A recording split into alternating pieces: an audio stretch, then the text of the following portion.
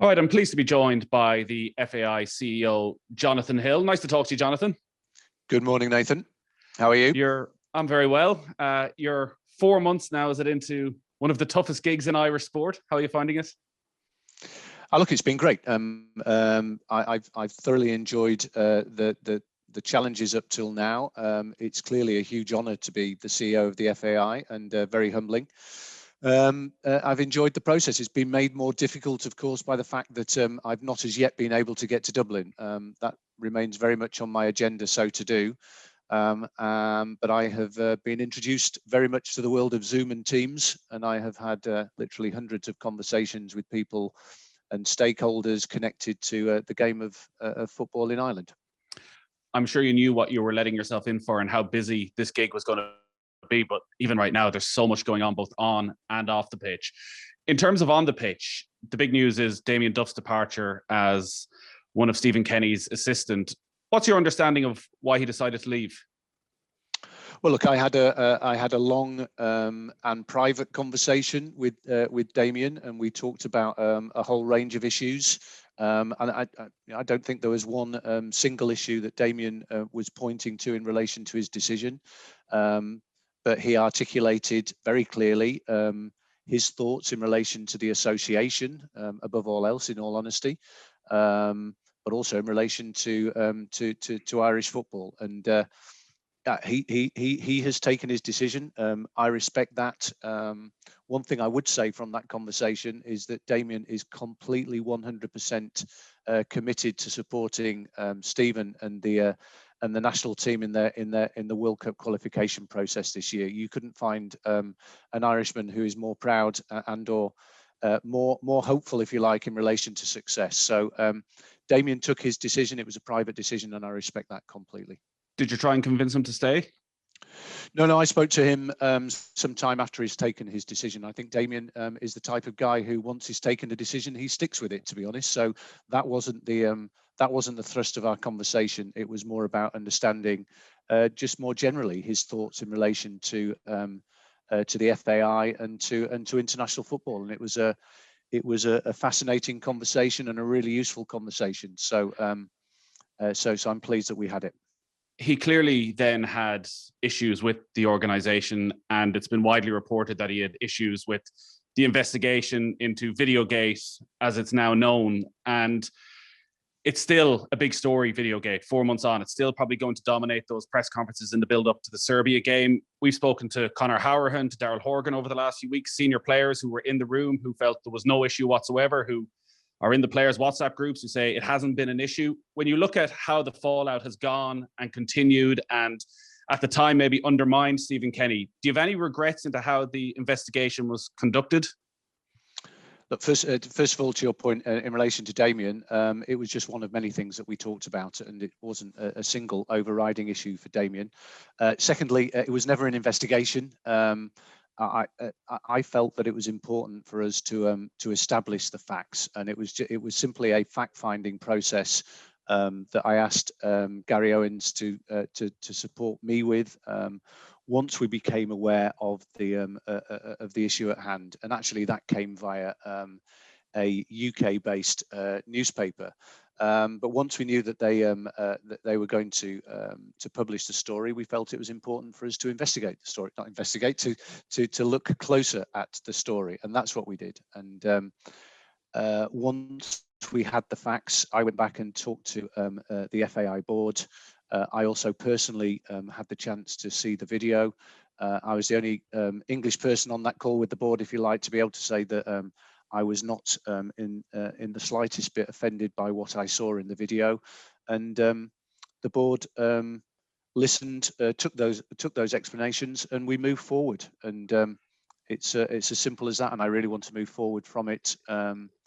It's not quite that straightforward, because the statement did come out saying that the FAI is looking into this matter internally as a matter of urgency. So that does imply an investigation. It led then to several days of newspaper headlines, many of which were that Stephen Kenny's job was under threat. Stephen Kenny himself said that he thought maybe there was somebody in terms of the leak that didn't have the best interests of the team at heart. We've had Damien Duff leave, maybe not solely as a result of this, but clearly it was one factor within his decision. Could it have been dealt with differently? Well, the reason why we were looking at it urgently was because of what I've just mentioned to you in terms of the fact that we knew that press coverage was going to break, and that was the element of urgency. Because as hopefully a modern and progressive organisation, I wanted to review the situation that we were being told about. So. I think that those conversations took around 48 hours. I think it was done. It was difficult for me, obviously, because I was here in London rather than in situ, if you like. Yeah, I think everyone would rather have not have had to have gone through the process, but we did, and we did the process in the best and most expeditious way that we could do. We then spoke to the board as quickly as we could do, and the board took its decision, and that there was no case to answer, and we moved forward. The leak itself and the emergence of the video, have you any idea how it actually came out to the public? We don't know. We don't know how that UK-based newspaper got the story. But all we did know was that the facts that came on the back of that. So the answer is no, we don't know. As I say, we looked at all of the facts. We talked to all of the people who were involved, and we were very comfortable that there was no case to answer, and we moved on. What about that line from Stephen Kenny then before Christmas, that it may have come from somebody who didn't have the best interests of the team at heart, maybe somebody within the organization? Is that a concern for you as the head of the organization, that going into this huge set of qualifiers, the first time the team have met back up, that everybody may not be singing off the same hymn sheet? Look, there was no evidence of that there was one single individual who was involved in that part of the overall story. And my answer to you, Nathan, is genuinely is that I think that we've got past that story now. Stephen and myself have certainly got past it. He wants to focus on preparation for the March qualifier. I want to focus on giving him the best possible framework for that preparation moving forward. He's comfortable that he has that, and he has the support of both myself and the board, which he has completely.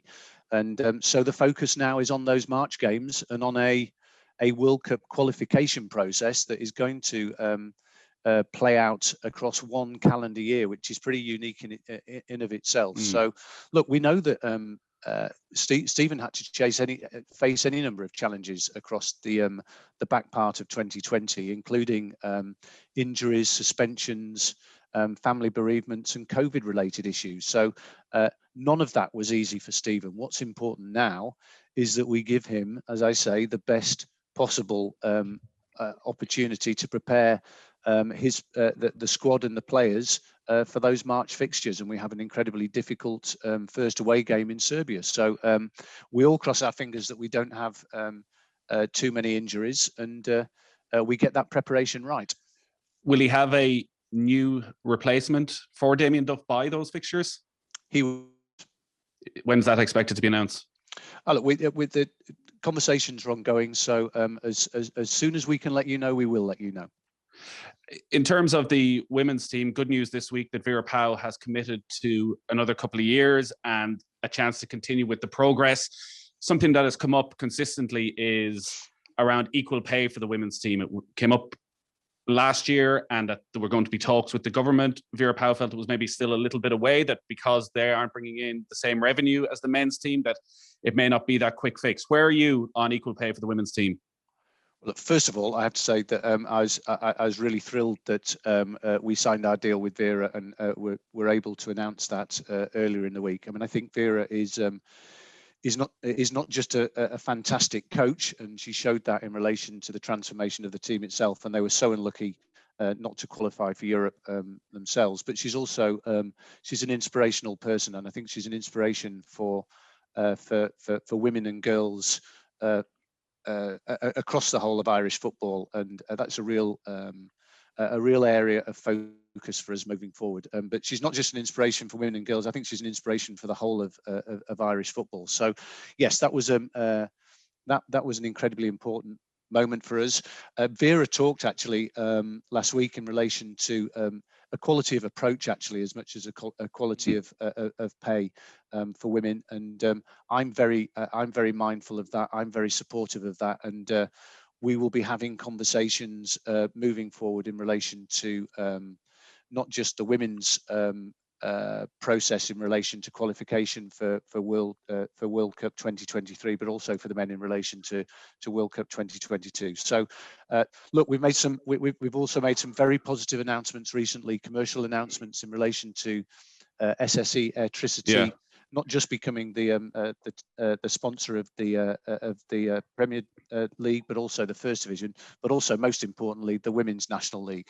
And I think that is a really important statement, and it's very much the direction of travel I want for women's football, not just financially in relation to making sure that it is financially sustainable and supported in the right way from the FAI moving forward, but also in terms of our desire to develop the league as well from a sporting perspective. And I think Vera Pauw is 100% correct. It's not just about equal pay. There's a far bigger picture there in terms of women's sport, but it is and would be a real statement that a decision has been made. And with the amount of government funding that's going, you can understand, I'm sure, the frustration of the women's team when they see the men who are already far better paid than them getting substantially more, regardless of the revenue they bring in. Like, can you give any sort of guarantee that there will be equal pay at some stage during your time in charge for the women's team? Look, as I say, I am committed to talking with Vera and the players and to doing what we're doing already in relation to other areas of women's football. So even just last night, we announced that we are going to be broadcasting all of the Women's National League games on a streaming service this season. Will be available to everyone for free, which I think is another important step. So the answer is, I understand how important the financial position for the players is across not just international football, but also domestic football within the Women's National League. So yes, I will have those conversations with the right people at the right time, and I hope that we will do right by women's football moving forward. Just on the financial situation, so good news with SA, but no supporters back in the ground for the upcoming qualifiers for the start of the League of Ireland season. In terms of the financial outlook for 2021, with an ever-changing situation with COVID, how important is it for the association to get crowds back into the stadiums? And also, how relevant is it in terms of Euro 2020 that crowds are allowed into stadiums by June and those 4 matches in Dublin? Sure. Okay, there's two separate questions there. The first one is, look, our financial situation overall remains difficult, and along with other national governing bodies in sport in Ireland, is clearly not made any easier by the effects of COVID. We, as we have been doing and did across the whole of 2020, will follow the guidelines that are coming down from government and from the various health authorities. And we did really well in relation to 2020, making sure that the league seasons, for example, came to a conclusion and were played out safely. But we're also very, very mindful of a desire to get all of our football community and all of our grassroots players back to play as quickly as we can do. And just as importantly is our desire to get fans back to watch. And we know that we are going to be playing behind closed doors for the League of Ireland start of season in March. But number one, we're really happy that we're able to get the league going again. I think that's a really positive sign, not just for Irish football, but for the whole of sport in Ireland.